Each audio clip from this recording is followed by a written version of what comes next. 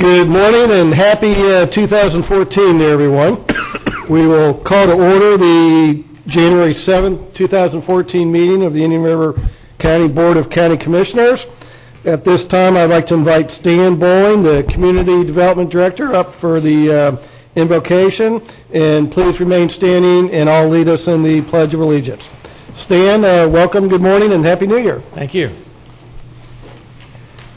Let's pray. Lord God, today as we look at a new day and a new year that's from your hand, we want to just line up with your word.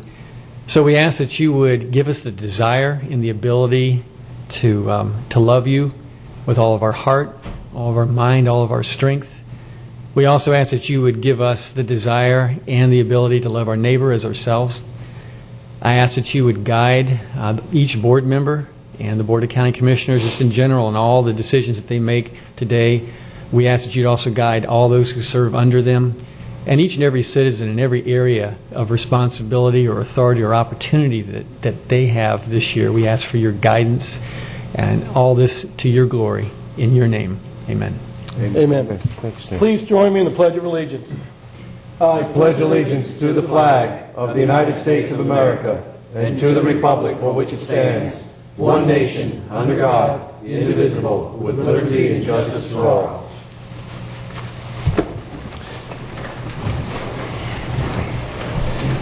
Thank you. Under additions and deletions to the agenda, we do have a request from the County Administrator to pull item 8L from consent. Is there any other changes or additions to the agenda? Mr. Chairman? Commissioner Fletcher. The two representatives from the Parent, Teens, and Tweens Summit asked to speak to 2 to 3 minutes on their summit. They believe they were on the agenda, and apparently that is not the case. So they would like to be added. Would you like to add them as 5B under proclamations? Yes, sir. Okay. Thank you. Is there any objection to adding the Parent, Teens presentation? Any other changes to the agenda? With not, is there a motion to accept the agenda as amended? Motion. Motion from Commissioner Davis, second from Commissioner Fletcher. All in favor signify with aye. Aye. Any opposed? That passes unanimously. The first presentation this morning is a proclamation recognizing the month of January 2014 as National Mentoring Month. And we have Sabrina Semi here to accept the proclamation as a volunteer recruiter. Welcome and good morning. How are you? Thank you. Great. Let me go ahead and read the proclamation, and we'll be glad to hear a couple words from you. This is a proclamation recognizing the month of January 2014 as National Mentoring Month. Whereas every day, Big Brothers, Big Sisters works to provide children facing adversity with strong and enduring, professionally supported, one-to-one relationships that change their lives for the better forever. And whereas mentoring is a proven, effective strategy that helps children by matching them with a caring, responsible adult who can provide guidance and direction and build their confidence. And whereas research shows that mentoring has beneficial and long-term effects on youth by increasing their academic engagement and decreasing the likelihood of substance abuse and other risky behaviors. And whereas dozens of Indian River County children are in need of a caring adult mentor in their lives, and closing this mentoring gap will take more investment, partnerships, and volunteers ready to make a difference in a child's life. And whereas Indian River County recognizes that our success depends on helping each child reach their full potential in life, and realizes that young people need a solid foundation of support that will help them become well-educated, confident, and productive citizens. Now, therefore, be it proclaimed by the Board of County Commissioners of Indian River County, Florida, that the Board recognizes the month of January 2014 as National Mentoring Month and calls upon the citizens of Indian River County to recognize the importance of mentoring, to look for opportunities to serve as mentors in their communities, and to observe this month with appropriate activities and programs. Adopted the 7th day of January, 2014, signed by all 5 county commissioners. And Sabrina, would you like to add a few words, please? Yes, thank you. Since 1984, Big Brothers Big Sisters has worked tirelessly to provide children facing adversity with strong and enduring, professionally supported one-to-one relationships that change their lives for the better forever. We have served more than 1,600 children and have many more waiting. Mentoring is simple. We ask that our mentors spend 1 hour a week or 4 hours a month as a friend with a child on our waiting list. We currently have 434 children on our waiting list. We would like to recognize the mentors that have stepped up to better their community. Without them, many would have been lost in adolescence. And to thank our mentors, we will host a free pancake breakfast on National Thank Your Mentor Day, which is January 16th. This is a free event open to the community at large. The breakfast will be held at the Fort Pierce Applebee's on Okeechobee Road from 7:30 a.m. to 9:30 a.m. If you would like to RSVP, please call our main office, 772-466-8535. And at this time, I would like to ask the members of local government and the community at large to think about the 434 children waiting to receive a mentor. We ask that you use the observance of National Mentoring Month to get involved by signing up to become a mentor with Big Brothers Big Sisters and passing on the knowledge of the opportunity. Together, we can ensure the community children will achieve success in life no matter what. Thank you. Thank you, Sabrina. Any questions or comments? I know I felt Commissioner Davis jump when I heard the free pancakes, so he'll... On my birthday, no less. Yeah. Can you make Mickey pancakes? Sabrina, thank you very much. Why don't Thank you come you. on up and get this.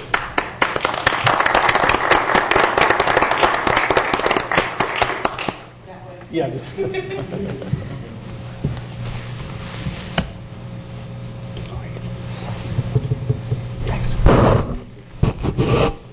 Good luck with you. Thank you for everything you do.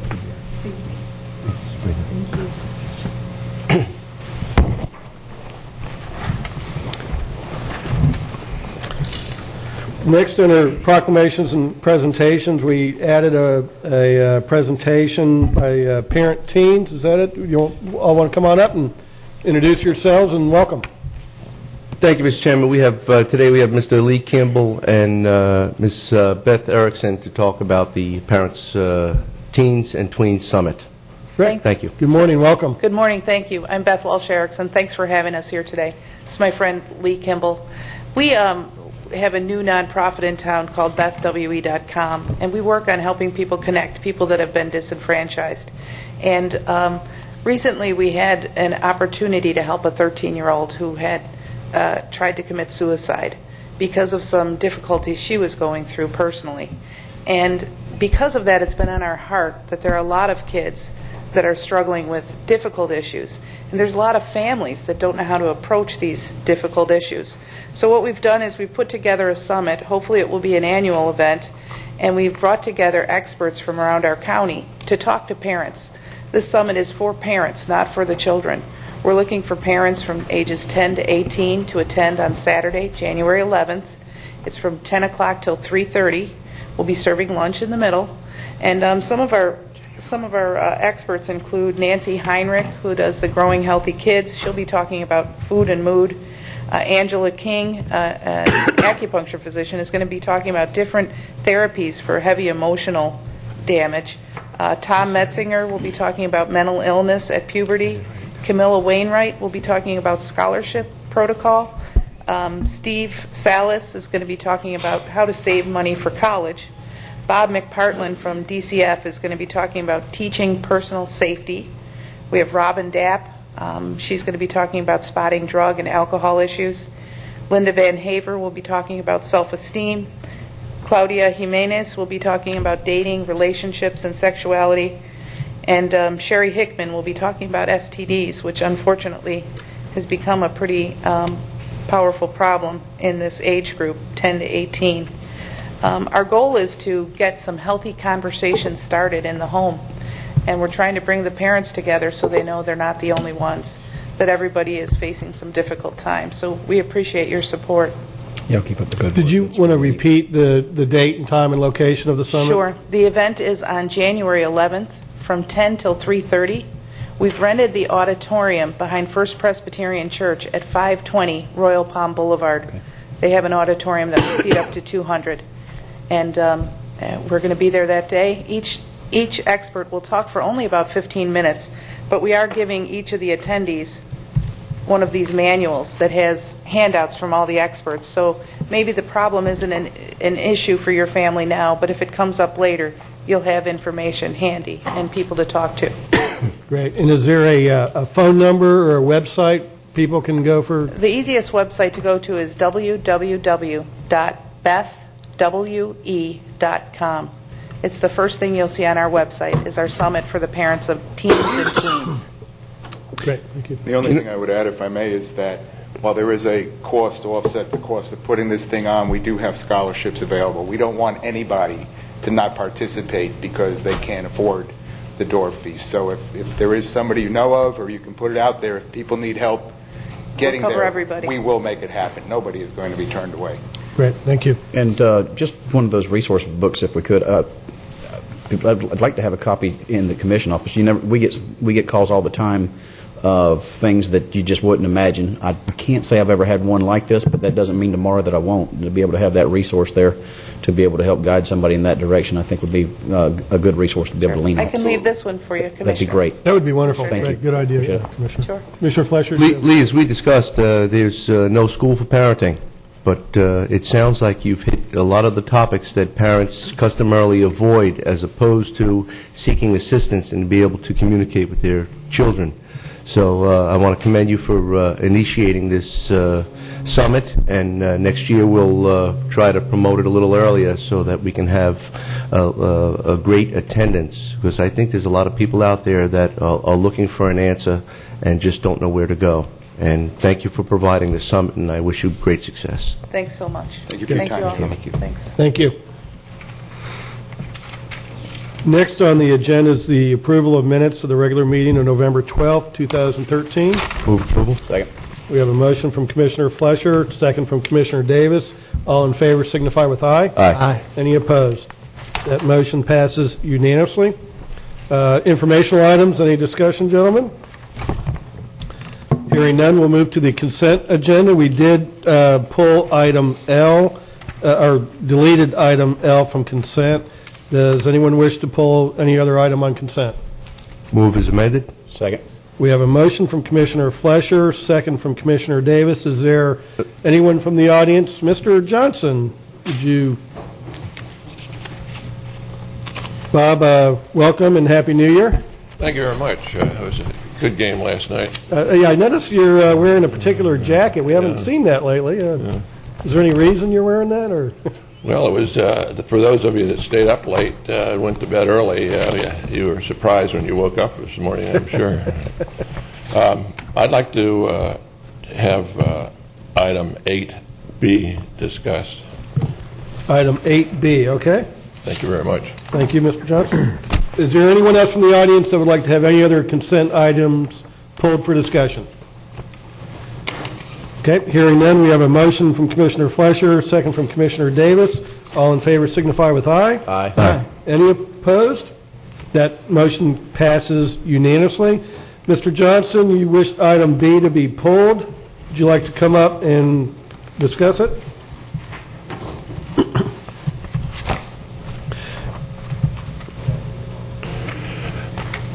I see where the Florida Research Coast Legislation Conference is being held on March 12th through the 14th in Tallahassee, Florida.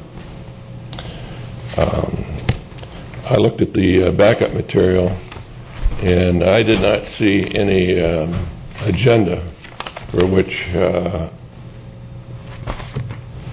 the criteria, it would seem like, to prove this item would be part of the backup material. So if there's an agenda, and I missed it on the backup material, is there an agenda? Mr. Chairman? Yeah, Want me to Commissioner Floyd, would you? I don't think that there is a specific agenda. This is an annual thing that basically is sort of sponsored by the Chamber of Commerce.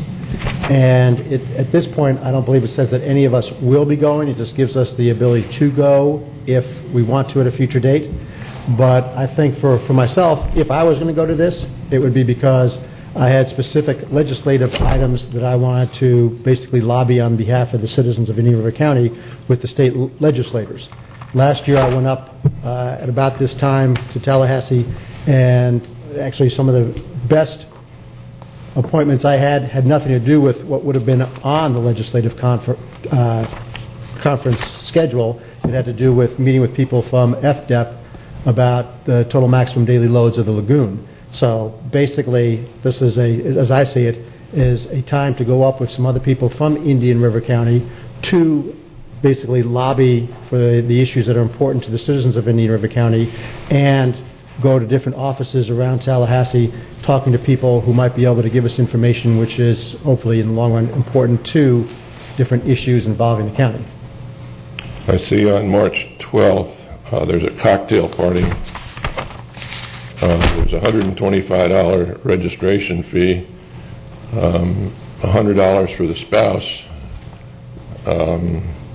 Then on March 13th there's a breakfast.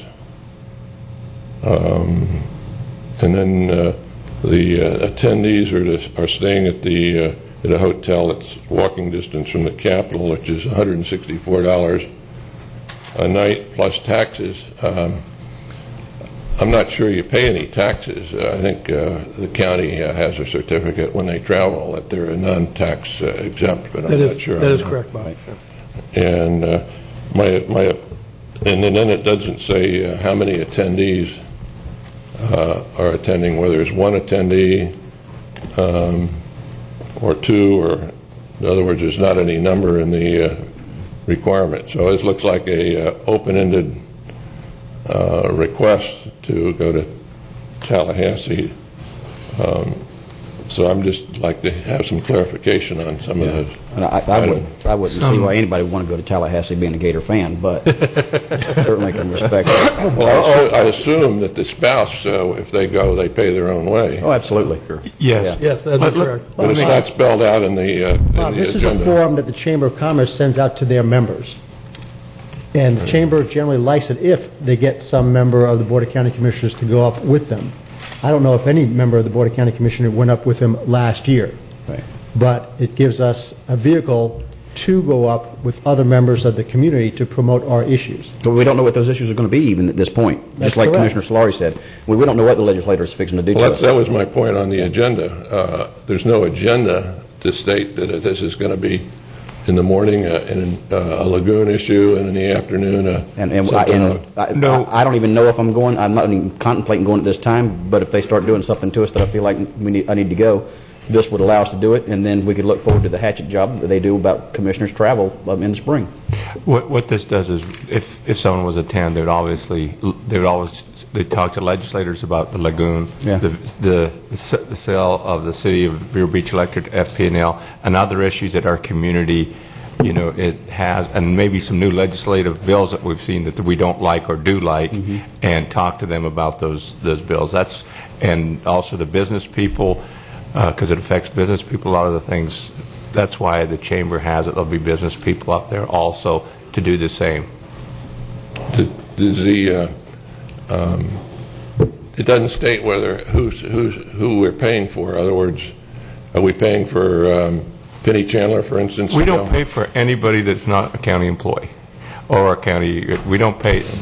That's why they send this out and say there's tax. That's up to the individual who signs up. They're just telling them what the cost will be for the room if they want to attend as a business person or someone with economic development. They pay for themselves. Bob, you can go if you join the chamber. Well, that was a good point. Under this resolution, I could go. No. Not with us. Not on taxpayer, no. Well, I mean, if it's sponsored by the Chamber You of could Commerce. submit and I'd deny it. Well, thank you very much. I just wanted a clarification. Thank you, Mr. Johnson.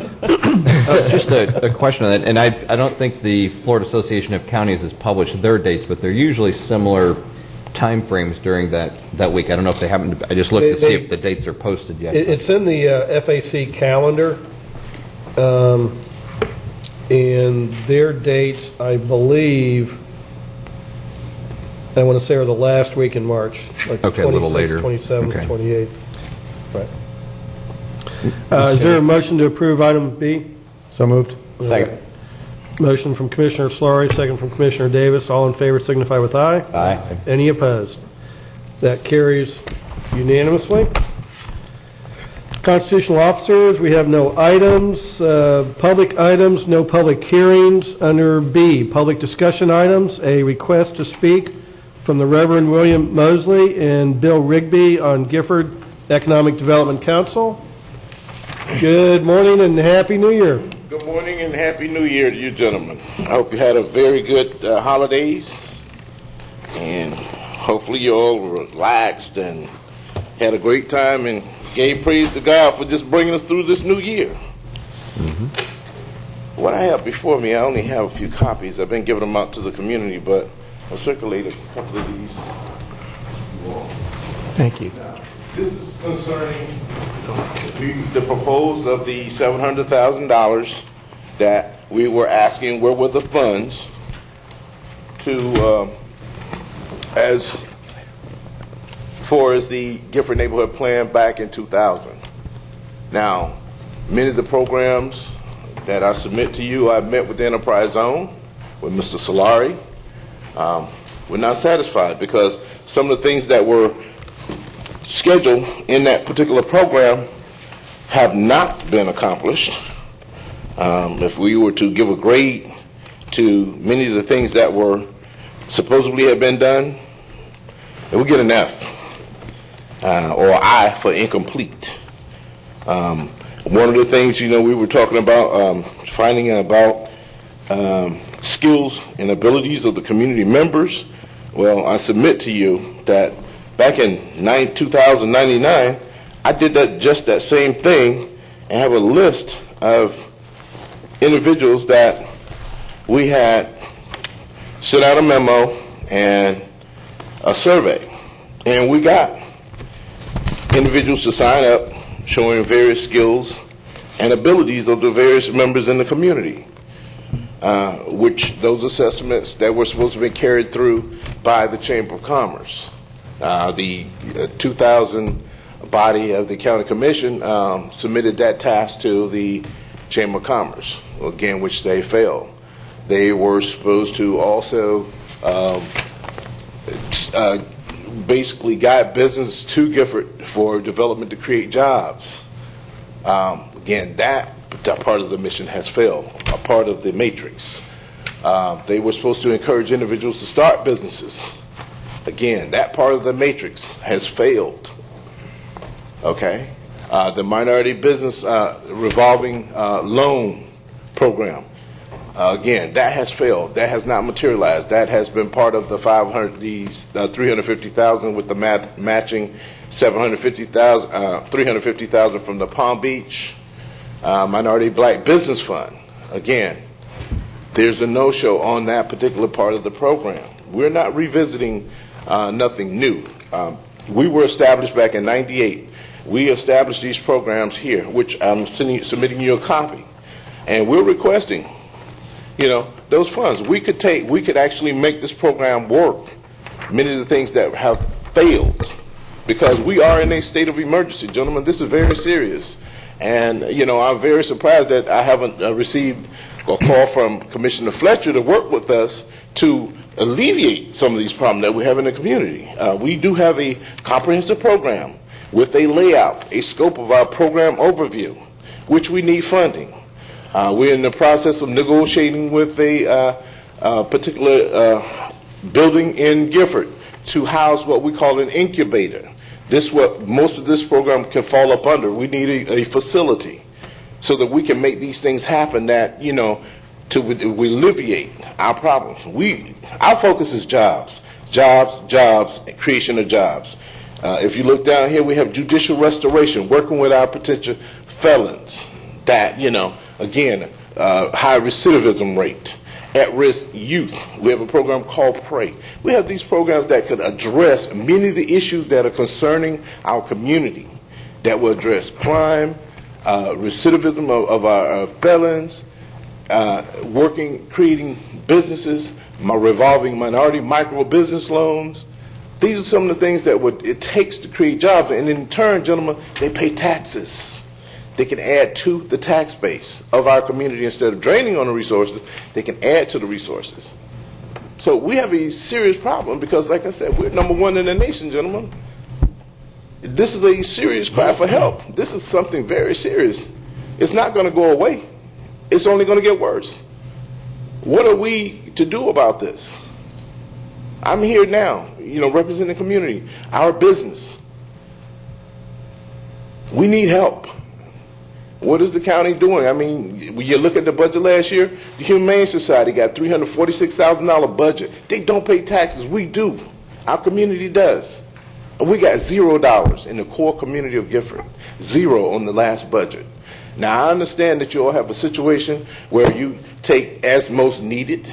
Well, Gifford is in serious and dire need. If you could take $500,000 and put for a sidewalk, gentlemen, we can come up with some money to help fund this program and put together an incubator so that we can alleviate our own problems. If we can't wait on you, help us solve our own problems. And that's what we're asking today. We submitted to you this. I was waiting on a response. Still haven't heard anything back from what our requests were. Well, Reverend Rose, let me address that. A couple things. One is I think the board does understand the urgency you feel with the Gifford community. I wouldn't say that the Gifford community did not receive any funding in the current budget cycle. We actually routinely fund several $100,000 into the Gifford community. This year we're adding an additional, Joe's another couple hundred for the ball fields and such. And yes. So just to be clear, it's not that we are ignoring the Gifford community at all. We also have granted a job incentive program to Oculana Bank that moved into the enterprise zone, which encompasses the majority of the Gifford area. So I think the board is cognizant of the situation in Gifford. We are working to try to find solutions. We have updated the Gifford Community Plan, which I think will target some of these issues. But to be perfectly candid with you, Reverend, I did look at the business history of the Gifford Economic Development Council. You did incorporate back in 1998, but by the year 2000, your business incorporation had been dissolved. You reincorporated in 2000, and then that dissolved, and then it wasn't reinstated until 2013. I don't think the commission is going to be in a position just to turn over a blank check at this point in time, given that scattered business history, to be frank with you. I think we have other avenues that we can use to institute some of the programs that you're recommending. But I think to sit here today and say, hey, give me $700,000, I don't think the board is going to be in a position to do that, just to be perfectly frank with you. Okay, I will address that. Back in 2000, I was sick. I almost died. And that's the reason that the organization went down, because I was unavailable to fulfill the various requirements of the program.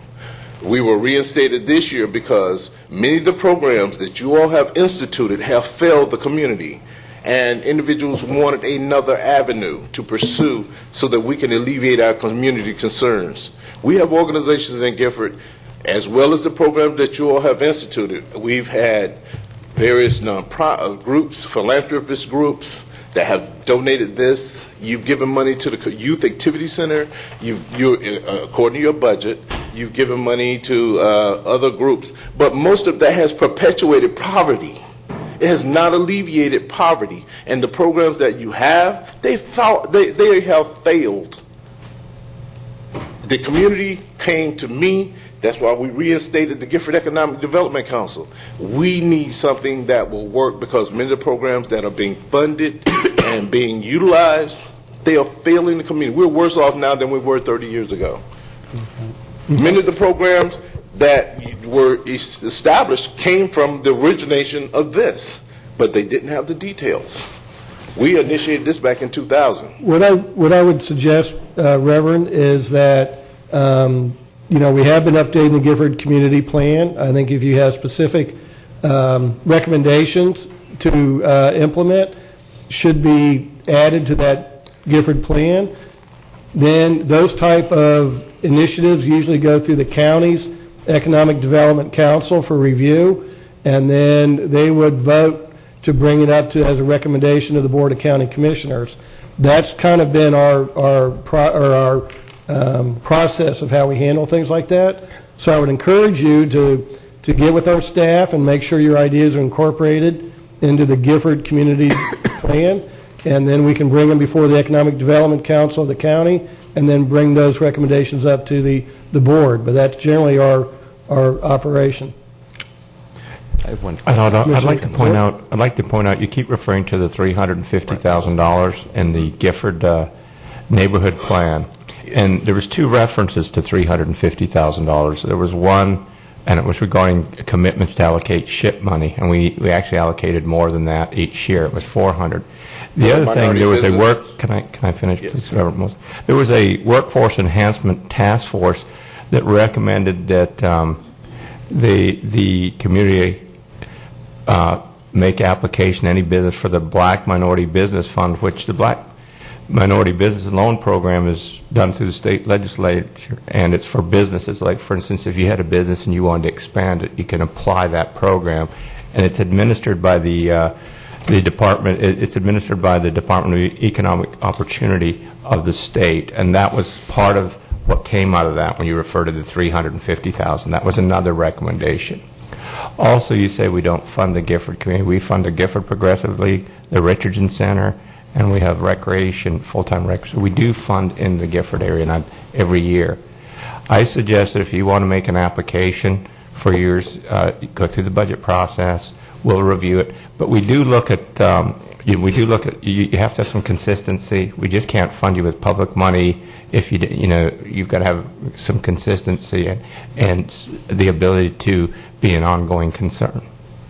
That we have no problem with. Again, we feel that many of the programs have failed, but to work with you, I will be happy to. If Commissioner Fletcher will work directly with us, we do have a comprehensive plan that we know will work, because many of the programs that we are currently utilizing now through the Progressive Civic League and the other groups that are there, they're not creating new jobs. They're not working with a high recidivism rate of our felons. We're not working with our at-risk youth. They're falling through the cracks. The educational system have failed us. We need urgent programs to do this.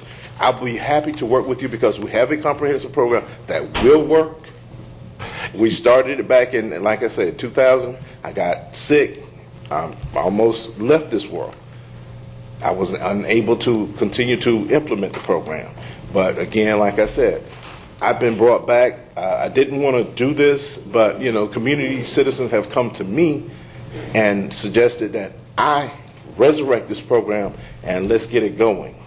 So I'm here on behalf of the community.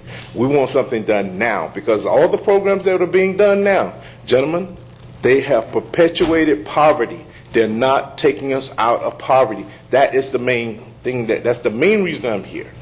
Because yes, you're putting money, but if the money is not being utilized properly, it has no effect and will not raise us out of poverty at all, and will not diminish that large gap between the rich and the poor.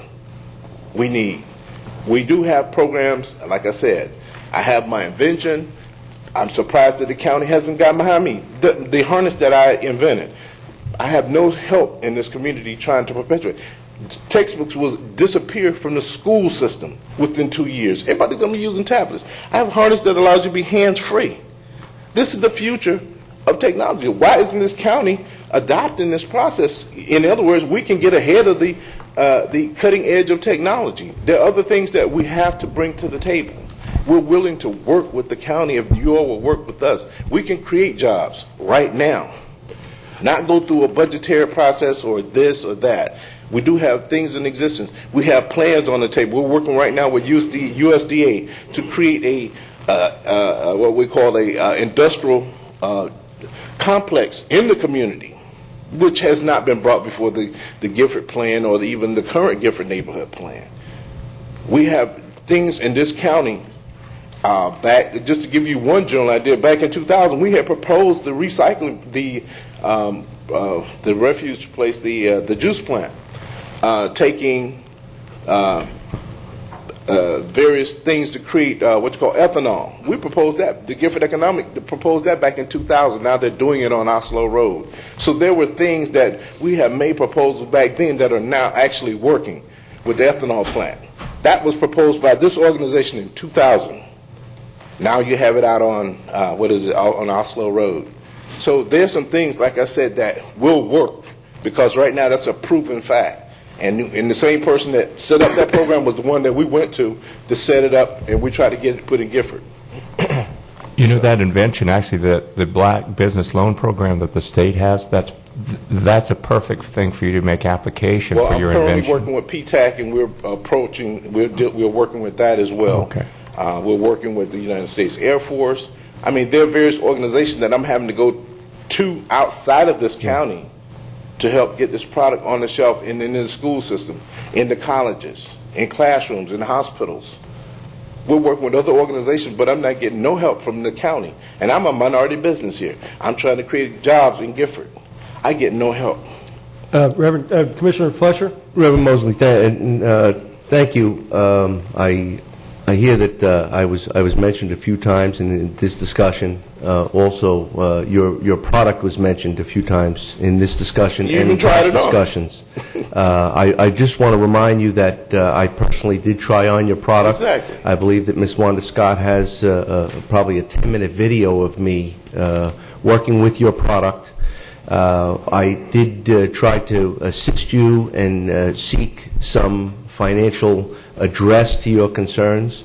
I did explain very clearly that this commission is not the Shark Tank, and that I did explain that the Minority Business Center with the state and the type of funding that you're looking at would be at the state level and the federal level, and there are several grants that I would be happy to assist you with. However, that would be a personal commitment that this board does not infuse money towards products that we do have. We want to nurture the environment, but not the specific product. And each time that you speak, you bring up this product. Well, I have to tell you what, you better hit it hard quick, because you know, technology keeps moving, and the size of the laptops and the size of all of the keyboards that are out there right now will be gone. I just dated myself by saying keyboard. The word keyboard is not in the nomenclature anymore. Exactly. It's a screen. And by the time we finish this conversation, I'm sure new technology will be brought up, and your device then will not fit the current devices that are out there. So you got to hit it hard, hit it quick, and you have to ensure that you're getting the funding. You're quite the entrepreneur, and I know that, and you're quite creative. And over the years, I've passed and seen a lot of the things that you've done with furnishings and types of swings. And yes, I understand that you got hurt, and you had to take some time, but you're back in action. And I think that you should be an example for the community and set forward and be that entrepreneur that you truly are inside, and not count on the commission, because quite frankly, we don't write the checks. We can't do that with taxpayer dollar. We can't infuse taxpayer dollars into a specific business because it looks good. Again, this is not the Shark Tank. I'll be happy to assist you if there's any explanation you need done as far as any of the granting processes, or if we have someone, if you need a letter of recommendation, or if there is someone that can assist you with the grants. We can't commit staff unless this board approves that. But quite frankly, I think you're looking in the wrong direction. I think the right direction is with the state grants. Sir, I'm here on behalf of creating a business incubator. And that's what this program is all about. This is what we need funding for. We want return of our tax dollars to establish a facility that will encourage entrepreneurship, that will work with at-risk youth, that will help individual felons take their skills that were normally negative and turn it into something positive so they can be taxpayers. That is the purpose I'm here today, to encourage other entrepreneurs, and being the entrepreneur that I am. There are other programs that we do want to facilitate or create in the community. We can create more entrepreneurs, stop kids that right now are scheduled not to graduate, but they have no other choice. Most of them will eventually turn to crime. We want to avert that. So we have a youth entrepreneur program that we either teach them how to either get a job, proper way to dress. All these things have not been what we call workforce ethics. There are a lot more details in this program that we have to bring out. But our focus right now is an incubator. That is what we want our taxpayer dollars to come back to the community so that we can set up this facility to assist other individuals in this community as well as attract businesses. This is our focus right now. Reverend Mosley, you said you had an extensive business plan. Why don't you? I had asked you to bring it to the office, and I know you've been busy and haven't been able to. Why don't you bring it in the office? And I think you should, go through the chamber, let them see it, go through, work with, presented at the next Gifford neighborhood meeting. And, but I'd like to see a copy of it, and we'd be glad to look at it. And we'll be glad to do a detailed budget as well as a outline and program for you. Okay. Thank you, gentlemen. Thank you, Reverend. Thank you. All right. Moving on to public notice items, probably ask the county attorney to read these into the record. I just want to let everybody know that at 10 o'clock we will be taking a scheduled break for a closed session to discuss the IAFF union negotiations. And with that, Dylan, would you do the honors of reading the public notice items, please? Thank you very much, sir. To the commission, to the audience, and to those watching on television. We have public notice items, notice of public hearing, January 14th, 2014. Margaret Fuller's request for abandonment of a 74-foot long, 33-foot wide portion of Dubloon Drive in front of 9440 Dubloon Drive, Lot 6, Block D, in the Summer Place, Unit 3 subdivision. Additionally, we have a notice of scheduled public hearing item for January 14th, 2014, considering codifying the Code of Indian River County. And the third item is a notice of scheduled public hearing January 14th, 2014, to reduce sewer hookups in the West Wabasso Phase 1 Sewer and Drainage Project RRCDUS, project number UCP-4078. And those are our public notice items for January 14th, 2014. And I'll turn it back over to the chair. Thank you, Dylan. We will, since it's not 10 o'clock yet, we'll move past the county administrator matters. Under departmental matters, item G, Office of Management and Budget, interfund loan for Sandridge Golf Course irrigation, memorandum dated December 30, 2013. Good morning and Happy New Year, Jason. Thank you, Commissioner O'Brien. For the record, Jason Brown, County Budget Director. What we're proposing today is an interfund loan for the replacement of the irrigation system at Sandridge. The irrigation system on the Dunes course is the original one from when it was built in 1987, so it's over 27 years old now. And those structures are usually good for about 20 years. We've had an increased level of maintenance. We spent over $50,000 on maintenance of that last year on parts. Also, our outside contractor that maintains the golf course, they have to devote a lot of time to doing those repairs rather than maintaining the course, which is where we want them focused. So what we're recommending is authorization for up to a $1 million loan, interfund loan from the general fund. What this would do is provide slightly lower borrowing cost than we would get from the golf course, but also would provide an increased interest earnings for the general fund. We're proposing an interest rate of 2.5%. Our investments right now, as they're invested very conservatively in treasury bonds and things like that, it's only generating about 0.5%. So this would be a benefit to the general fund in increasing the general fund's interest earnings, but also a modest savings for the golf course. And we may borrow less than that, and what we want to do is bring back a specific plan once that's done, but we basically want to get authorization for the project and approval of the concept at this time, and then come back with the final debt service plan once the construction is ongoing. Okay.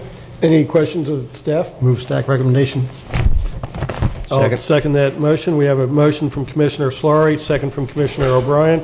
Is there, Mr. Johnson, discussion?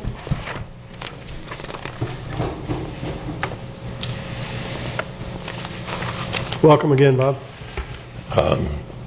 I looked at the background material. I saw no request from the golf course for this item. I didn't see any. It looks like this is a open-ended request for money.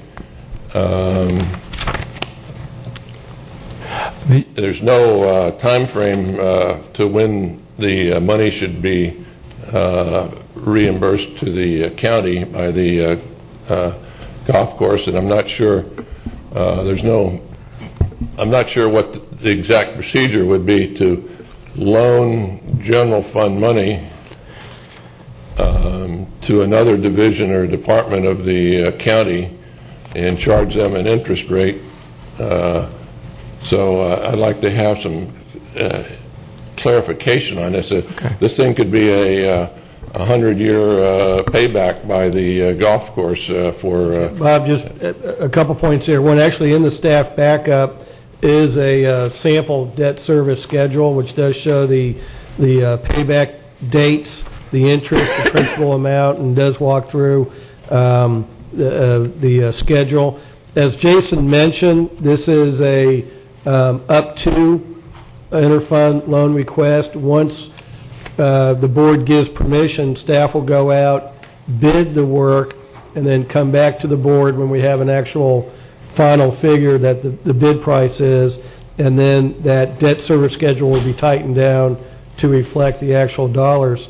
The other point is we've actually done this, I wouldn't say frequently, but we have done several times. Just recently, last year, we paid off one of the outstanding bond debts of the golf course and used a interfund loan from the general fund reserve to pay off that bond issue. And as Jason mentioned, it's kind of a win-win. The golf course as a standalone gets a lower interest rate than what they were paying if they went out to a bond issue, and the county's general fund reserve, we get a higher interest rate than what we're currently earning. So we save money on the golf course side and get a little bit higher interest earning on the reserve side. So we have done this several times in the past, but just last year we did do a bond fund with the golf course. So I personally think it is a wise use of our reserve funds. Generally, these are just a couple, 3 years, so we're not really locking the money up like a 30-year bond issue would require. But it gives us savings on the one side and additional interest on the other side. So I think it's a benefit to the taxpayer. I didn't see any request from the department head to Jason in the backup material for this request. Well, this request has been requested for the last 5 years by the golf course staff, and I've postponed it. And we met, and we feel that it's a renovation that's desperately needed. That golf course is over 25 years old. We have never replaced the sprinkler system, and I made the recommendation that we move forward and replace it through interfund borrowing. And the golf course has definitely requested this for over 5 years. We've just postponed it. We also keep monthly logs on the maintenance records. If I'd like to share those with you to demonstrate the need. Well, I'm a golfer, and I think the golf course has to be maintained. My question is the procedure for the process for which we loan $1 million at a certain percentage, and I didn't see any cutoff date. There is one. So that was my concern, that this wouldn't be we loan somebody some money and the general fund would never see the money back again. Right. We anticipate a 4-year payback period, and that's what's on Commissioner page 8. Slaughter? But again, as Chairman O'Brien said, today all we're doing is recommending providing a conceptual approval. Sometimes staff has ideas and they want to pass them by us before they go and do the next level of work. And that's my understanding of all that's being done today. This is going to have to come back, again, as Chairman O'Brien said, before us with the details that you're looking for. And so until those details are brought before us and approved by us at a public hearing, they're not going to be getting the money from the general fund and spending that money. Okay. Thank you, Mr. Johnson, for bringing that up. We do have a motion and a second. Is there any further discussion? Seeing none, all in favor signify with aye. Aye. Any opposed? That carries unanimously. Next is J, Utility Services, the Indian River Aerodrome Subdivision, the assessment results, Indian River County Project Number UCP 4100, memorandum dated December 30, 2013, and welcome, good morning, and Happy New Year, Vinny.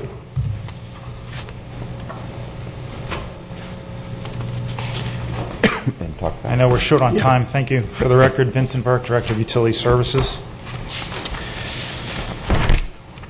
I have a quick presentation that we decided to present to the folks at the Aerodrome. I'll just take a few minutes to go over the highlights of this without going into all the details.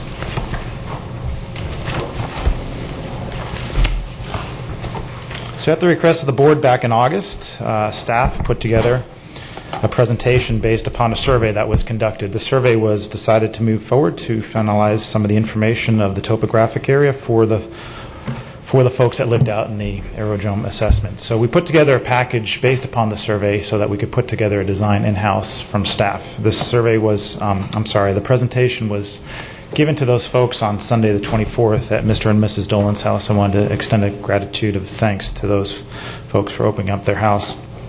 We showed in relation to the aerodrome, which is in the bottom left-hand portion of this, the location of our 2 water plants. We briefly went into some of the discussions of the reverse osmosis process, the skids, the water quality, and the DEP regulatory compliance. We also talked a little bit about the private well water. This is the Aerodrome subdivision where we currently have a line running north-south off of the 82nd Avenue to come west along this drive and then to split off to serve folks on Newport Drive or on the backside here, Soapworth Drive. So in total there were 53 residents that were inside the assessment area. This was the packet of information that we had put together that we mailed out certified copy on Monday, the 24th. It contained a cover letter, the survey form, the boundary map, the project costs, an example of the water connection cost sheet, the assessment roll, the monthly expenses, and the payment options. We asked residents to take a look at this information, get it back to the survey filled out by December 16th. Here's a copy of the cover letter that goes into some of the total costs, the fact that they were preliminary since the design was at 90%, the fact that we needed 66.7% in favor of the project to move forward, and the equitable cost per homeowner of about $8,000.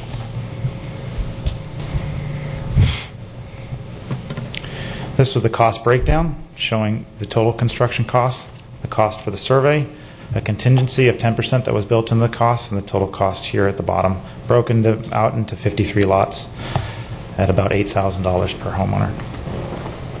These are all the homeowners listed on the left-hand side from 1 to 53 and the sum total. We also had some payment options for financing, not only of the impact fee, but also of the of the assessment costs as well. So we detailed those for some homeowners. We had a rough cost for years 1 to 5 based upon the water consumption bill. The assessment services broken over 10 years at 5.75. That interest rate is set by the BCC every year. And the impact fee of $1,300, which could also be financed for 5 years at 5.75%. Looking at years 1 through 5, the monthly costs, then years 6 through 10 after the 5-year drops off, and then just the consumption only after 10 years of the hypothetical. We then had the information about a hookup detailing the impact fees, which are here, the deposits, which are standard, and then the standard $130 meter fee for a 5/8 inch meter.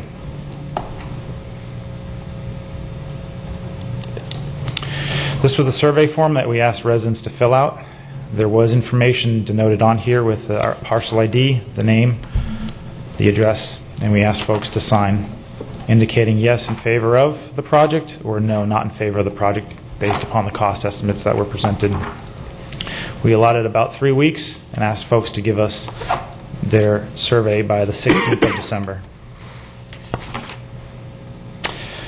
So that's what we're here today is to present. We did receive actually quite a good number of survey results. Out of the 53 folks, though, 13 were in favor of the project. 38 were actually not in favor of the project. We actually received one survey yesterday late that was under the unresponsive, so we'll take that out. So there's actually only 2 unresponsive votes. 38 were not in favor of the project and 13 were in favor. So the percentages changed a little bit. It's about 71.7% not in favor of the project, and then the unresponsive drops to 3.77%. So on your backup, you have from staff the 2 alternatives, but staff recommends alternative 1, which is to recommend to the Board of County Commissioners not to move forward with the project based upon the overwhelming vote from the folks at the Aerodrome not to move forward with the project. And if there's any questions at this time, I'd be happy to answer. Is there those. questions of staff? Mr. Chairman. Commissioner Fleischer? Move staff recommendation. Second. We have a motion from Commissioner Fleischer, second from Commissioner Solari. Is there anyone in the audience that wishes to speak to the motion? The motion is to not proceed with the water assessment. It's the will of the people. Yep, that's right. Okay. Hearing no discussion, all in favor signify with aye. Aye. Any opposed? That motion carries unanimously. Vinny, one question. Is Prezi, is that just another PowerPoint software? Yes. Yeah. So Does it come with the water droplets on it? I find it ironic we finally get rid of Bob Keating, now we get upgraded on the PowerPoint technology. We're trying to bring the county into the It's just a coincidence, I guess. I don't know. Mr. Chairman? Commissioner Fleischer. I realize we have a 10 o'clock time certain there. Just I want to take the time. I think Vincent Burke did a yeoman's job in examination and ensuring that all of these documents that were asked of the citizens were done in the fashion they were done. Thank you very much, because there was some confusion with another subdivision in the past, and I want to commend you and your staff. Thank you. Well, and to that point, I think when the board gave staff the direction to move forward with the survey, this is what I anticipated, was be able to come back with a pretty firm number. The fact you laid out the financing options and everything, so the residents could then make a very informed decision based on real numbers and real facts. So I think yes, the process worked exactly how we designed or desired, and as Commissioner Fleischer said, the people didn't want it, but I think we gave them the facts to make a informed decision, and so we'll just go forward. So yeah, again, thank you very much, Vinny. Job well done. And if Vinny's going to take Bob's place with PowerPoints, I hope they're going to be more exciting than Bob's were. All right, it's just about 10 o'clock. We do have a executive session scheduled.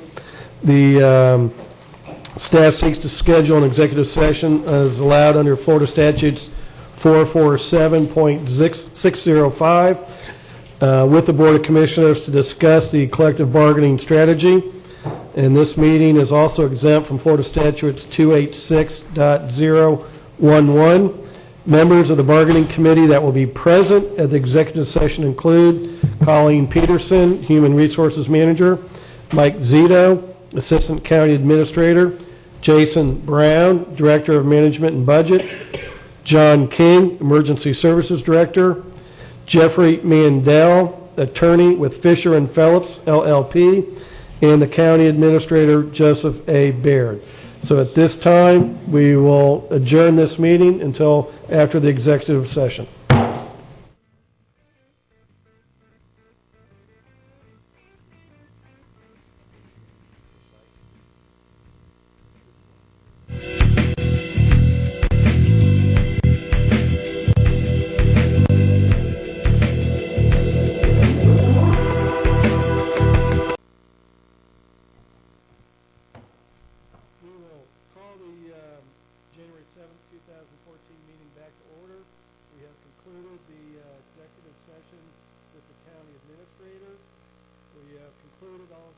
Departmental matters.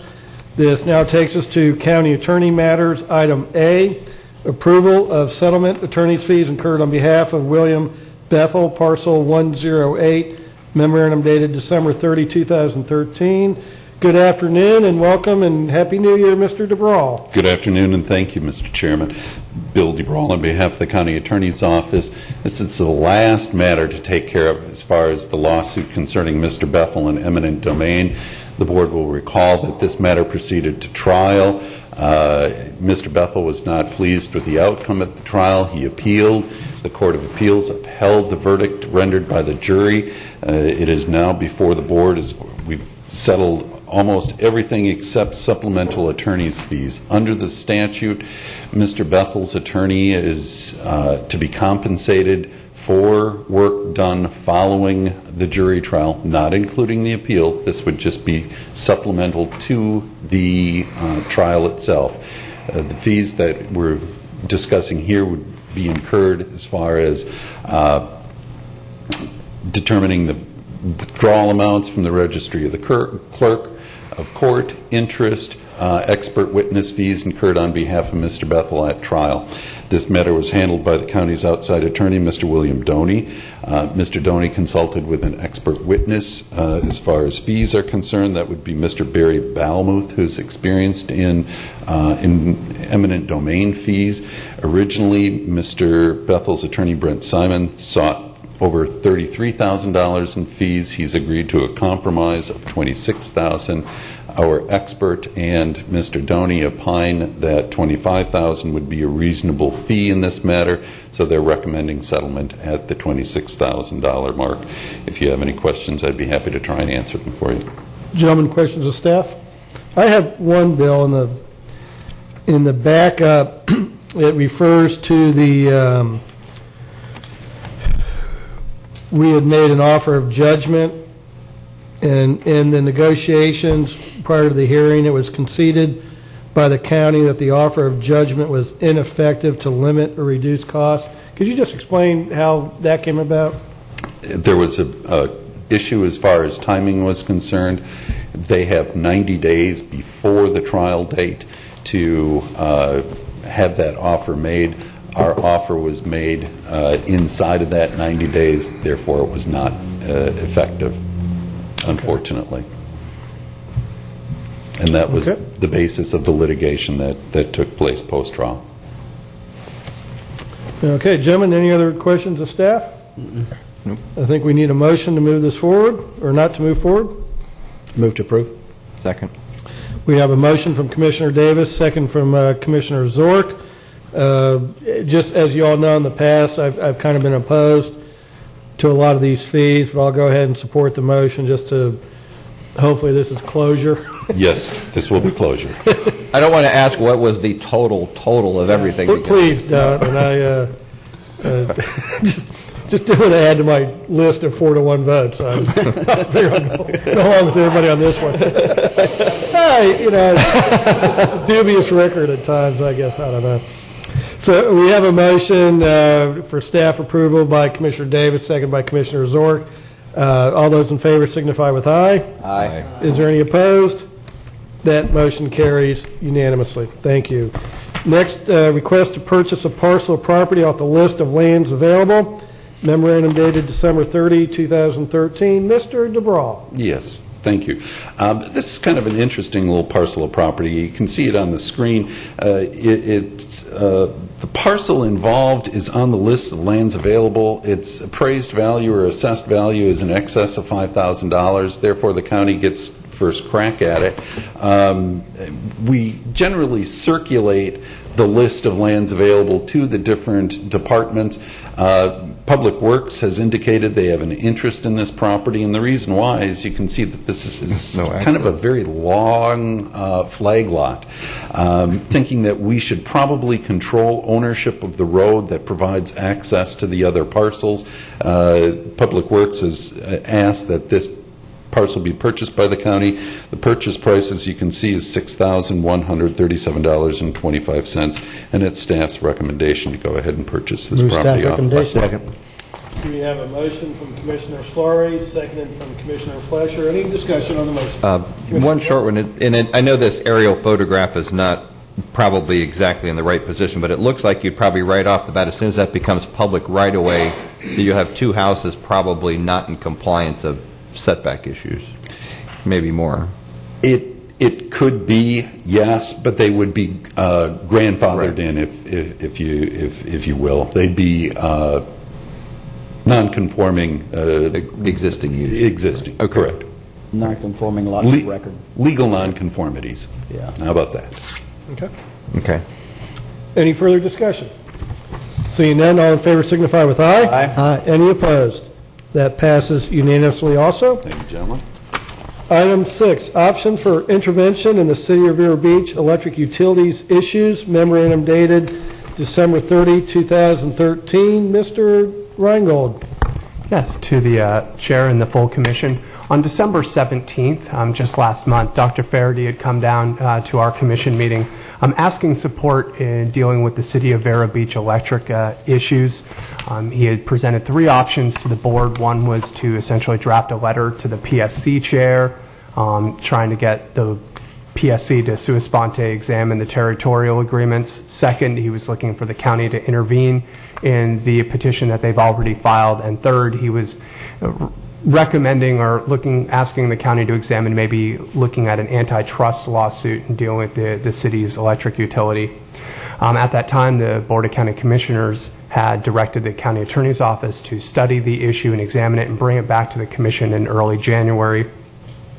Since that time, FMPA has set that they were going to have hearings in January. I believe it's January 23rd, and a follow-up hearing and possibly, hopefully, a vote in February. And based upon that, Dr. Faraday and Wayne Comment at the City of Vero Beach have agreed to propose to the City Council today a request to continue the abeyance of Dr. Faraday's case through September. And based upon that, he had recommended, and I recommended, that the Board of County Commissioners maybe postpone on taking any actions, monitor what happens with FMPA in January and February, and have the County Attorney's Office report back. I would like to say that I spoke with Dr. Faraday after I drafted my memo, circulated a copy to him, and he stated that he couldn't attend this morning but wanted the board to know that he was supportive of it. The one other thing I would like to add that I forgot to mention is that in beginning our research of the issue, we examined possibly going to the PSC with a declaratory statement. Essentially, because the Board of County Commissioners has decided not to renew the franchise agreement, it kind of changes the dynamics with regards to the City of Vero Beach's electric utility. And so one of the concepts that we talked about and researched and talked with our outside counsel about was we might want to look at doing a declaratory statement, getting something within 90 or 120 days from the PSC that would kind of outline our rights and hopefully kind of spur them to examine the territorial agreements. But in conversation with Dr. Faraday at this time, we were kind of hoping that the FMPA discussions in January and February would hopefully moot out those discussions. So the county attorney's office is recommending that at this time we hold off in intervening or writing letters, and then that the county attorney's office report back to the commission on the status of the cases. Thank you. Commissioner Zork? Yes, I'd like to say I did attend the December FMPA meeting in Orlando. I was not allowed to enter the room for the FMEA meeting because they were doing some discussions relating to the all requirements projects portion, I think, of the contract, so they did not allow myself or Councilmember Pilar Turner to be in the room. So we waited till that was over. I'd have to say that when I was introduced to the group that was there, they said, "Oh, we have a visitor," and they didn't know who I was or where I was from. Their happy Christmas holiday faces quickly went to kind of a look of Scrooge when they saw who I was or where I was from. Like, what's he doing here? So I will be at the 23rd meeting to just kind of listen and see what takes place, and we'll bring back anything else other than, I'm sure you'll get a report of what takes place over there, but I'll be there just so they see my happy face again. Commissioner, would you like the board to supply you with a disguise or anything? They do have nice catered meetings, though. I will have to say I was very impressed with the food and the other things that they have at those. It was very nice. Appreciate your efforts in following up on that, Commissioner, and we'll look forward to hearing from that. And Mr. Stradley, did you wish to speak to this item? Yes, I would. Thank you very much. Scott Stradley, 1797 14th Avenue in the city of Vero Beach, and I'm the chairman of the Utility Commission for the City of Vero Beach, but I want to make it clear that today I'm speaking for myself, not as a representative of the Utility Commission or the city.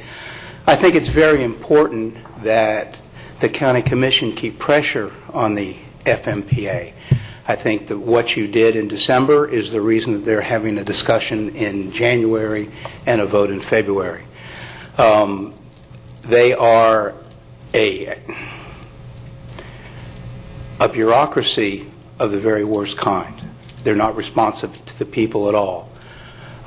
They have wasted millions of dollars, speculated in the futures market, losing money, which they just pass on at higher rates. And they're holding over us in the city of Vero Beach right now. One of the things that they're holding over us is the so-called Taylor Creek swaps, where they bought the right to get lower interest rates on bonds before they even had a project. They had opportunities to get out of that and get out of that hole over the years. They decided to keep that, but now they're still holding that over the city of Vero Beach, that we might be responsible for part of that cost. They're an organization that had a 12% budget increase this year, and it seemed to be no big deal because they're all primarily made up of utility directors. I know how hard the county has worked the last few years, and the county administrator and everyone has worked to keep our budgets down because we're responsible to the people. You all are responsible to people, and I'm very proud of the work that this commission's done. They just raise their budget, pass it on through the fees. It's imperative that the pressure be maintained, and I realize that putting this in abeyance won't change that, but I want to encourage the commission to maintain the pressure on the FMPA that they to do the deal, make it a reasonable deal, or we're going to go all the way to the PSC, and they're going to lose there. They're going to lose, and then it's going to spread out through the whole state, because it isn't just about Vero Beach and the FMPA. It's about every community that has outside ratepayers, and most of the municipals do. So I just wanted to make that, keep the pressure up. Thank you so much for what you did in December, and appreciate it. Thank you. Thank you, Mr. Stradley. And you bring up a good point, and from my point of view, I think I'm going to follow the county attorney's advice, but certainly if it seems like FMPA continues to stall after these meetings in January and February, then certainly I agree with you. I think we need to move forward and keep the pressure on, but I think this is good advice to wait January and February and see what shakes out. But thank you for your comments. You're welcome. Any other comments or discussion? Same reasons I agree with you that the proper thing to do is probably to wait until the FMPA has a chance to act, but I want to reiterate your words just in case somebody from the FMPA is listening, that we want to do the right thing in terms of allowing them to negotiate with the city of Vero Beach, but we're not going to go to sleep on this. And with that, I would certainly like the county attorney to come back to us in March, and when he does, to give us more information on that declaratory statement he was mentioning before. And with that, I'd be happy to move the staff recommendation with the additional directive of more clarity on the and since you were so kind to concur with me, I will gladly second your motion. Very good, Mr. Chairman. Okay, we do have a motion and a second. Any discussion? Seeing none, oh, I'm sorry, I was Commissioner. going to say, with the warm welcome that I received over there, maybe somebody else wants to go with me. Maybe, Maybe I can go with Glenn. I was going to say, we approved those new slip-on those vests. jackets for the sheriff deputy. Borrow Maybe one you on guys the way. take a couple. See no discussion, all in favor signify with an aye. Aye. Any opposed? That motion passes unanimously. Item D, request for renaming of 750. Mr. Reingold. Absolutely. To the chair, I believe at our last meeting, this commission had also directed the county attorney's office to draft a resolution concerning the renaming 750. The commission also directed me to work with Commissioner Solari on that item. To that end, I have provided a copy of our draft resolution in our book. In our packet, essentially requests that 750 change the name of its documents. It also provides that the clerk mail a copy of this to the executive director, or the chairman of the executive committee of 750, and also to the Treasure Coast Regional Planning Council and to the South Florida Regional Planning Council, and finally asks that the Treasure Coast Regional Planning Council places on its agenda for a vote on its March agenda. I believe they have a meeting in January, but I believe it was a little too soon to go in January, so their next meeting would be in March. And with that, I present this back to the board. Thank you. Dylan, is there any comments or questions of staff on this? Brilliantly done, Dylan. I think it's a great job, and I think it's appropriate. And I just want to note, when you talk about unelected bureaucracies that are not really responsive to the people, I mean, I saw in the press that the project director, who is one of those unelected bureaucrats, had already said, no, we're not changing the name, where I had thought that would have been the choice of either the executive board or the regional planning councils. So it irks me that a staff member would say, no, we're not doing anything, before it even came before the body, which I had thought had the final say in the matter. So with that, I'm going to move the attached resolution. Second. We have a motion from Commissioner Solari, second from Commissioner Flesher. Just under discussion, I'll be voting against this, which will add to my list of 4-to-1 votes. You're catching up to me. Yeah. That's a surprise, though. Just two very minor points and then one philosophical comment. One is, I think the correct number is 2 counties, because Martin County voted to continue to fulfill their requirements under their MOU until the end of February, when all of the MOUs will expire. So they haven't really technically withdrawn. They have committed to fulfilling their requirements and obligations. So it should just be 2 counties have withdrawn. They can still call it 5.5. They can call it 5.5. If that's, and slipping. Thank you. And I would point out there's still municipalities within Indian River County that are involved and private organizations. So I think it is a little bit of a overreach to say that Indian River County is not participating. You could say Indian River County Board of County Commissioners, but to say Indian River County, I think, is a little bit of a stretch. And then there's a lot of the word in the resolution that I disagree with, but one of the big things is the statement of the core values of limited government. And while this, I think, might be a very suitable philosophy at the federal level, and probably fairly applicable at the state level, I find my experience has been that at the local level, the citizens actually want more from their local government, that there is more demand for services, particularly during these economic downturns. And I don't agree with the philosophy that just because we reduced our tax collection, that is a implied mandate from the citizens. They want less government. I tend to find the opposite. When we cut the funding for lifeguards because of the budget, there weren't people here in these chambers arguing to cut more lifeguards. They were arguing to maintain the services. When folks couldn't afford their cable subscription and internet access anymore, they wanted more library hours so they could use the free internet. When they couldn't afford the private karate lessons or the club travel teams, they wanted more recreational programs. the calls I've gotten that they want more, they want the roads cleaned up more, they want more code enforcement, they want the potholes fixed, they want more road grading. Just recently we voted to change our comprehensive land use plan to expand our water services because there was residents that wanted more government services.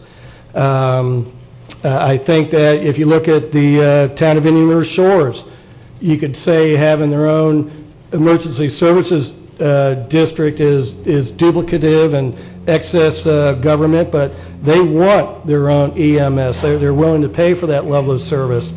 City of Vero Beach residents, what I've read is they want lifeguards on their beaches. They want their beaches cleaned up from seaweed and such.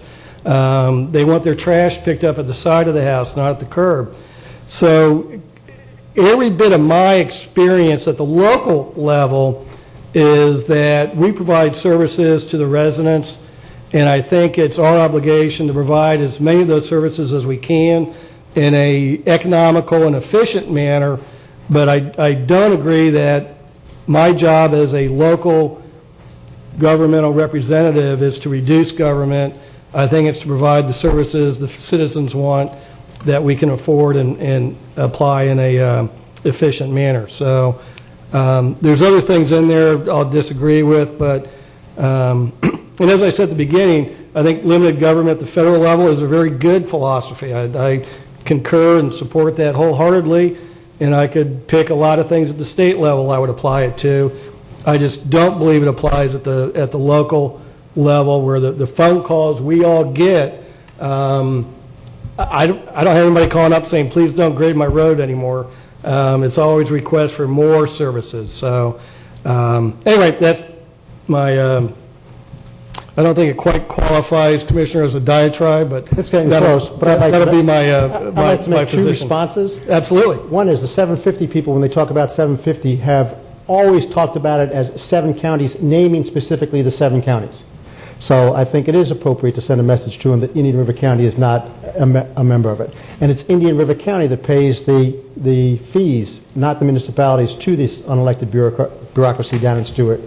And so if they want to call it 4 counties and 17 municipalities, I'm fine with that, including 2 municipalities in Sebastian. That's fine. But I think it's perfectly appropriate to ask them to change the name so that it's no longer what I see as deceptive. The second thing is on limited government. Nobody says that more water and sewer systems or more road grading is not consistent with limited government. Those are essential government services which this government has been providing for years, and nobody's saying to cut back on those essential services. My understanding is of limited government is you don't add to the list of essential services which the private sector can provide fully. And I've sat on this dais for the last 5 years and had, for instance, Commissioner Davis say time and time again, especially during the budget hearings, that we need to focus on needs, not wants. I take that to be consistent with the idea of limited government. To me, needs, not wants is just another expression of limited government. And we have actually passed resolutions, at least one resolution in the past, where we've said that it's the policy of Indian River County that we want to focus on limited government. And I think as we cut our budget, not including this year, but the past 4 years by about 37%, that's an indication that we take that to heart. So I think it's fully appropriate.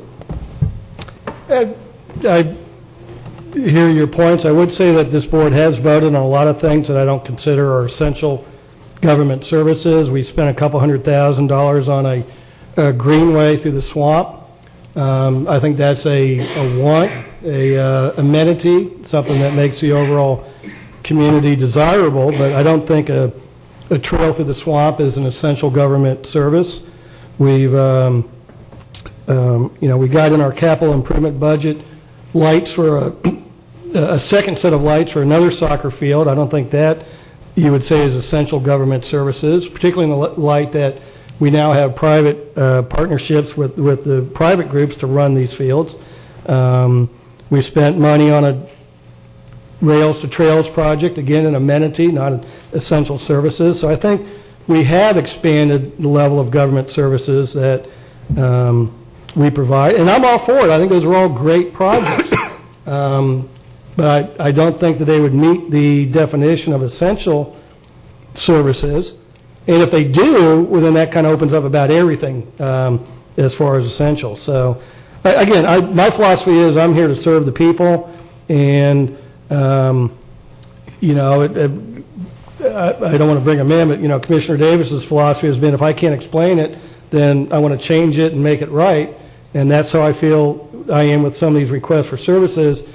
We may have to say no sometimes, but if there's a way I can find a way to help somebody and get something done, then I'm going to do it. And it may not be in the normal line of essential government services, but I take it to be my job to serve the public and provide whatever support I can. So, but your points are well taken, and I, as always, enjoy the debate with Commissioner. And that's why there are 5 of us, because we all don't agree on all the issues. Absolutely, yes, sir. And I'd like to commend y'all for listening, finally, and quoting some of the things that I've said in the past. I appreciate that. Yeah, I know it looks like we're not listening, Commissioner. We do.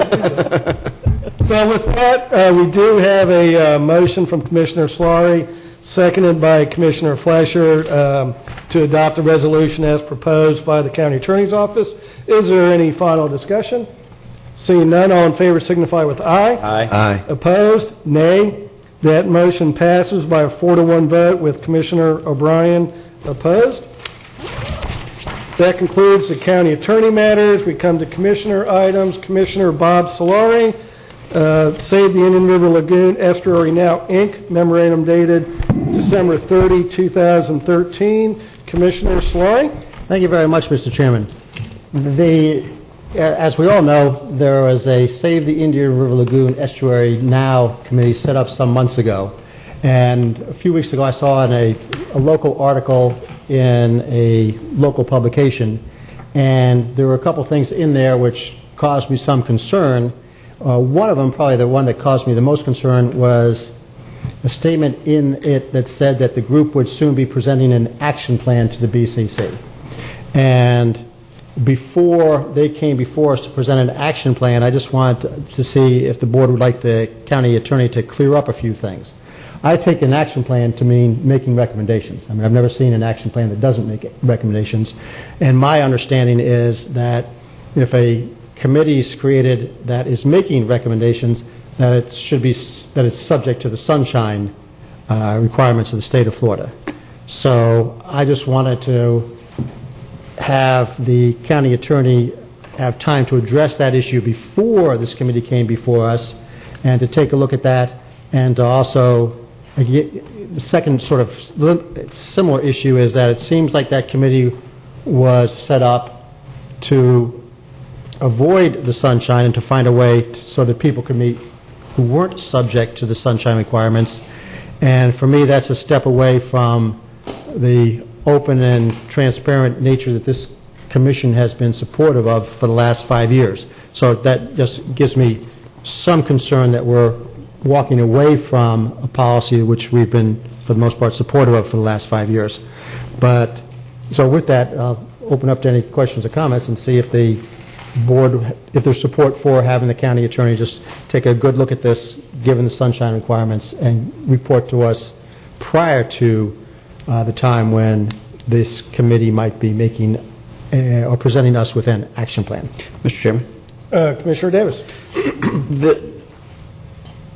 If I have, I've never attended one of these meetings of this organization, but I'm just going to step back from this specific organization and just look at it. Okay, let's just say that we have a group of community members here that decided to form a committee to make recommendations to this commission. That's how I mean, that's really what I see as the makeup of this, or the genesis of this committee. And so I'm trying to determine whether or not we have the next one of these come up. Let's just say that it's about the electric issue. Maybe they decided to go off with an electric issue committee, and we really kind of have one of those called a committee of two, you know, Dr. Faraday and Glenn Herron.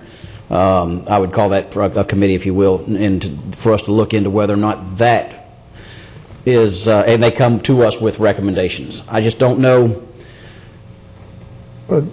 I'm trying to see the sunshine side of this. I think the big thing I see is none of those had a elected official as part of the organization. They're private citizens getting together, certainly in the privacy of their home, coming to us. I believe, and maybe Commissioner Zork can correct me, but I believe you are a director of the nonprofit. Is that correct? Yes. Okay. So I think that would be my only difference, is that Commissioner Zork is an intimate member of this nonprofit that will be bringing a recommendation to us as a board to vote on. I don't know if that triggers it or not. Well, I think the chairman of Sterling can explain things better than I can. But before we go down that, I mean, I sit on some nonprofits. And if I were to bring back, for example, on the corporate board for Harvest Food and Outreach, and if we were to bring back something about how to fight some hunger in the community. And again, I'm trying to take it off the specifics because, because it's the lagoon, everybody wants to do everything they can kind of thing, and I get that. But, I don't know how smart it would be for us to chase, with taxpayer dollars, these committees that come back to give us recommendations just because I sit on that and maybe the 4-H Foundation, and that we come back and suggest that they fix the lights at the fairgrounds underneath the livestock pavilion. That is still coming back with a recommendation that we did not sanction that committee. For me, one of the big differences is that this committee was formed after, my understanding is after Commissioner Zork was elected to the commission, with the idea of doing something for the lagoon, as opposed to, say, your 4-H, which was set up years and years ago, that you happen to be a member of. And again, I just think that I would feel much more comfortable having an opinion from the county attorney prior to them making a recommendation, and not being. So I'm not saying one way or the other whether it is or is not covered by the sunshine. Yeah. But certainly, for me, the appearance of impropriety has been raised enough for me to try to get the advice from the county attorney, who I think is well positioned to give that advice. But I would certainly like to have that opinion prior to a group coming before me when I was supposed to take a vote one way or the other for it. That's all I'm saying. I see it as the way I'm, don't want to practice law, but basically if it's the committee should get its authority from this commission. If it gets its authority from this commission, any committee, then it falls under the sunshine requirements. Is the way that, but I hate to practice law, but then again, I hate to spend Dylan's time doing something that I think is pretty clear as the way I see committees to be structured from and how they need to operate underneath the government and sunshine laws. Well, and if I thought I was, to me, as clear as it is to you, I wouldn't be asking. Mr. Stradley, would you like to comment, please? Yes, thank you very much. And Commissioner Solari, I appreciate your concerns. These are areas that we were, this is really a large part of facts and circumstances question, and so there's been a lot written in the newspapers and in the blogs that are not factual. And so I'm here today as chairman of the Save the Indian River Lagoon Estuary Now Board of Directors, and Jeffrey Mead's here, our other director, to answer questions as they may come up, to address some of these issues, and to, make myself available to the county attorney if that's necessary, if we need to do any more research. So first of all, it's unfortunate, I think, that the term committee's been associated with it, because we're not a committee, we're a not-for-profit corporation. I serve, as you guys know, I serve on several committees for the city and for the county. And so, and all those committees, I'm under the Sunshine Law, and so I've had lots of opportunity to learn about the Sunshine Law and try very diligently to comply with that. And I believe in government in the sunshine. But we're not a committee, we're a not-for-profit corporation. Just as the ELC is a not-for-profit corporation that's concerned about the environment, the Audubon Society is a not-for-profit corporation, Humane Society. It is true that in response to Mr. Zork's Lagoon Symposium last year, there was an individual that came to him and suggested, in fact, you can see it in the videotape or the tape of that meeting, who suggested perhaps a private foundation, not-for-profit, should be formed. Mr. Zork, then I expressed my interest to Tim that I wanted to help with this, and he came to me and said, "Hey, this gentleman made this idea. What do we do?" And so I sat down and said, "That's easy for me, my profession." And we formed a not-for-profit corporation. We filed for 501c3 status, which is not easy, but nonetheless, it's easier for me and others. And we're privately funded. We don't take any government money. We are putting on a symposium with stakeholders and community leaders to bring these people together. We have Harbor Branch, we have Orca, we have Fine, we have the water management districts, and everybody seems to be saying something just slightly different. So our goal on January 16th, we have our first symposium. We're bringing representatives from all these organizations together. The meeting is open to the public. It's open to the press. We even have a special section reserved for students. And that all, there is limited seating due to the nature of the facility, so if you'd like to come, and if the public would like to come, they need to go to our website, and there's a link there that they can sign up. It will be videotaped. The videotape will be on YouTube. We're not trying to do things in secret, but we are trying to do things and maintain the ability. See, when this started, Tim and I went to Alan, the former county attorney, and just to discuss this, because we didn't want to take the PhD from Harbor Branch and the PhD from FIT and have them be sunshined the way I'm sunshined with Penny Chandler, because we both sit on the Economic Development Commission together. So she and I can't talk about economic development issues that could come before the county commission because we're both on that sunshine committee.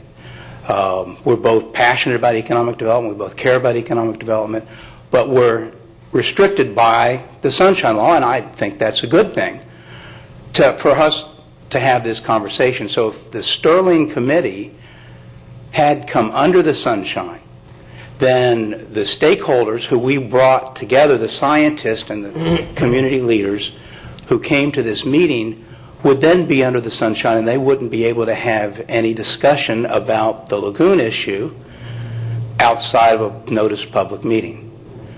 Further, the staff, we have hired an engineer to run the meeting and to facilitate it.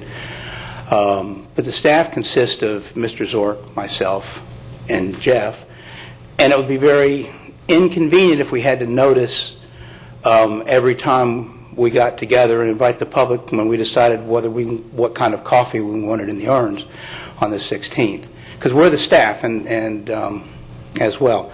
So these are the reasons, but primary reason that we wanted to be careful that this committee not become under the sunshine, which is different than trying to avoid the sunshine or the public, is because we want the scientists to be able to communicate freely the scientific issues afterwards. Yes, Mr. Fletcher. You earlier said that this was not a committee, that this was a nonprofit. Yes. Did I slip up and call it a committee? You called it a committee several times, and that's the point. And you know what? I apologize because Scott, I worked with you on a committee, and I know that you revere the Sunshine Law. Thank you. And I want you to know that. We'll take that to the bank. The challenge is that what I'm seeing is just in order for full public disclosure is I don't think there's any harm in our county attorney looking at this, because you've stated committee twice. You said this is not a committee, and I want you to know that, and you're the guy on the board. Now, what happens to the citizens who look at this saying, this body is empowered to direct funding towards an organization or towards the greater good of the people, and one of the commission members are on that board, is it a committee? Is it a 501? Well, it is a 501c3 corporation, not-for-profit, duly registered with the state of Florida. And I apologize for misspeaking, and I am chagrined that I misspoke because I have gotten after Commissioner Zork a lot on the same matter. And it can be confusing. And like I say, I'm here today not to argue that we don't need to do this or do need to do this, but it's a facts and circumstances issue. And here to try to bring these, answer your questions and lay the facts out. Another thing that the newspapers don't report or have not reported, and I understand, Mr. Slaughter, the article, I read the same article, and it's was, I thought, a very good article, but it didn't report everything. Our concern is the area of the lagoon from the St. Lucie Inlet to the Sebastian Inlet. There's a lot of emphasis and focus on the South Lagoon with the Lake Okeechobee drainage through the St. Lucie Canal. It's a terrible problem.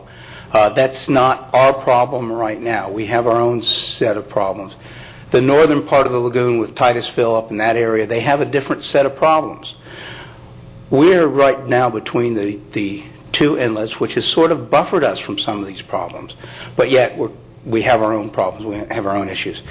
So whatever report that's created, whatever action plan, a 5, 10, and 20-year plan that comes out of this, out of the meeting of the stakeholders, we will also be presenting it to the St. Lucie County Commission, as well as the other municipalities that are affected in this area, because St. Lucie County has a significant boundary from the Fort Pierce Inlet up to the county line. So they're going to be an important part of what we feel needs to be, what we don't know right now, but our action plan will be what we feel, what we believe needs to be done in the next 5, 10, and a 20-year time frame to preserve and to restore the Indian River, focusing from inlet to inlet. St. Lucie County Commission as well will be an integral part of that. So whatever is done from a governmental standpoint, there needs to be cooperation between this commission, Indian River County Commission, and the St. Lucie County Commission. Also, there's the municipalities, City of Sebastian, City of Vero Beach, Indian River Shores, Orchid, City of Fort Pierce. All of those municipalities border the lagoon in this area. We'll also be presenting the report to them as well. And I don't know if that's a fact that was not in the newspaper. It's not just, we're not formed just to make a recommendation to this organization. We're formed to make a recommendation to all the governments that, or our goal, our mission is to make the recommendation to all the governmental entities, which would also include the state and anybody that will listen to us. We need to do something. We need to do something now. Our river's dying. And so that's our goal. That's our heart. Okay. Just a couple things. What did I miss that was in the paper? It was a 32963 article on the lagoon and focusing on the Sterling Group. So was there questions about whether it should be a sunshine? Is the local media asking the question about the sunshine? I don't recall that, but the main thing that tripped it off for me was the fact that it said that the group was going to come up with an action plan to present it to the county commission. Okay, so I'm assuming then, based on what I've heard then, as far as Commissioner Zork being involved in it and then coming back with an action plan, it's because of that action plan that we need to look into this, because you're going to come back with a recommendation. It sounded like a committee that the Commissioner Zork is on, coming back to us with an action plan. So, all right, so Commissioner O'Brien's group's not going to come back with an action plan for us to look into then? Well, they're subject to the sunshine, as I understand it. I hope not, because I don't think we've been advertising. Okay. Yes, we have. Have you? But advertising in the legals as a meeting? Commissioner Fielding's assistant in Martin County has taken care of the public notice. In all the counties? As far as I know. But again, I mean, there was membership of that committee an open appointment? Was that membership in that committee by an open appointment by this board? No. Yeah, y'all approved me as being the representative. Did we? Uh-huh. Yeah, for the 6-member one. Matter of fact, look in and make sure that's being advertised in all of them then. Well, Well, y'all voted, and Dylan is working on the MOU. We don't have that final draft, but y'all did vote to move forward with it. I think Commissioner Slurry had some wording about sunsetting and stuff, so you all did vote to move it forward. We voted to have the meetings here so that... We allowed him to have the meetings here. Yes. But see, that's why, and that's what kind of confuses me, I guess, on it, is if we voted to put you there and told you to do this meetings, then coming back to us for permission to use this facility is about like the MPO coming before us to ask to use the building next door for their meeting. No, it's a little different, but getting back onto this issue, first let me say, Scott, I appreciate everything you're doing, but again, your concerns are not the same as my concerns. Right. You know, I mean, you can be doing your work all day long 100% correctly, but it may not bring up the same issues that it's bringing up for me. And as I understand it, you've expressed already that some other people may have been misreporting things and putting the wrong information out there about what you're doing and some of the issues that may come up. So again, that just reinforces the idea of having the county attorney take a look at it and just expose it to as much sunshine as possible so that what you're doing isn't weighed down in misinformation or anything else. And I'm very happy if he comes back and says, no, everything's fine, it's glorious, and let's move on. It's just the way I read that article and different things I've heard made me suggest an abundance of caution, which I believe we always ought to have on this board, that we ought to ask the county attorney, because as I understand it, again, that's his job, to make sure we don't step in any messes.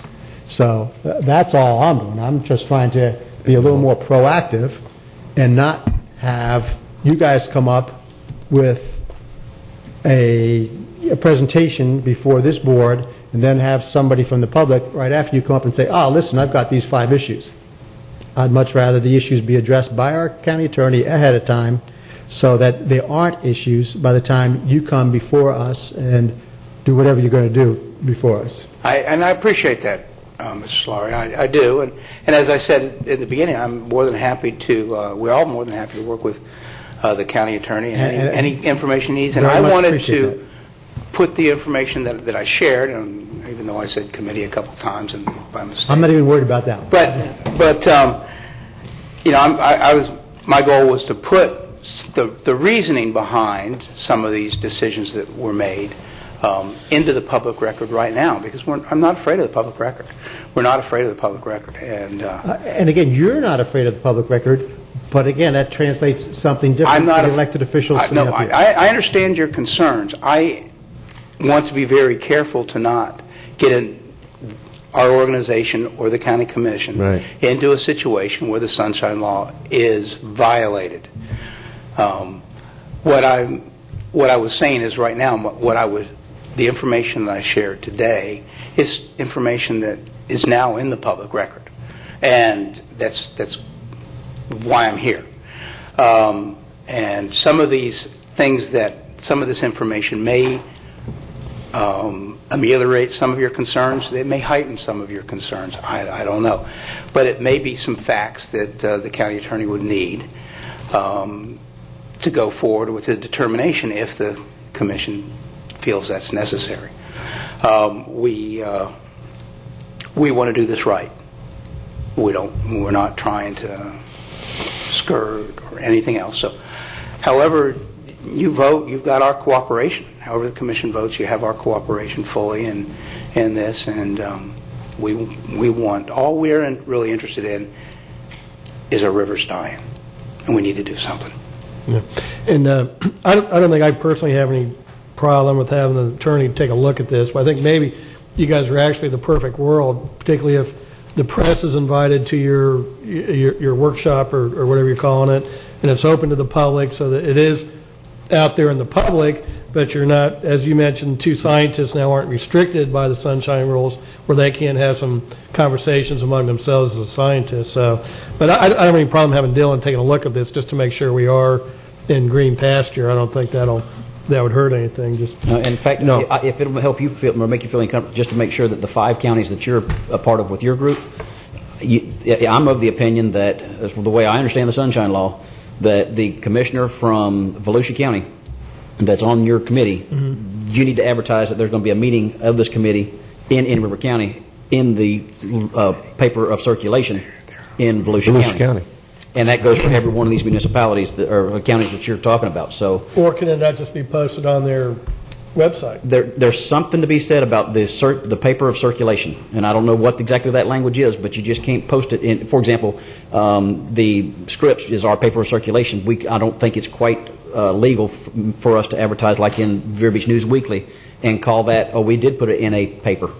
It's got to be and so just while you're doing that, you might want to look into it for everybody. I'll be very happy to make a motion to ask the county attorney to address the issues in the memo that's on the agenda today and add a quick look at the papers of circulation and proper announcements for them. We could do that as a formality, but since we appointed that committee, I think that Peter would be appropriate to go ask that on his own, but that's as a formality. That's so seconded. Yep. Is that a motion? It's motions, yes. Can anybody repeat the motion? Basically, have them look into the two committees because we got commissioners sitting on them, and that we are maybe having that committee come back with recommendations. Okay.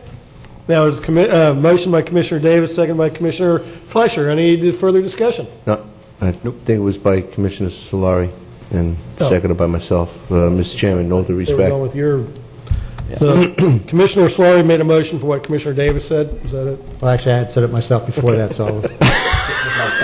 Yeah. All in favor, signify with aye. Aye. Is there any opposed? That carries unanimously. Thank you, gentlemen. Special districts and boards, solid waste disposal district. Approval of minutes November 12, 2013. Commissioner Solari, Commissioner Fleischer, any discussion? Hearing none, all in favor signify with aye. Aye. Any opposed? That carries unanimously. Item 2, amendment to number 1 to work order number 7 to Geosyntec for FDEP-related consulting services at the former South Gifford Road landfill. Memorandum dated December 18th. Motion by Commissioner Fleischer, second by Commissioner Solari. Vinny, is there anything we need to know about this? No, sir. Thank you. Hearing no further discussion, all in favor signify with aye. Aye. Is there any opposed? That motion passes unanimously. Gentlemen, being no further business to conduct, we stand adjourned.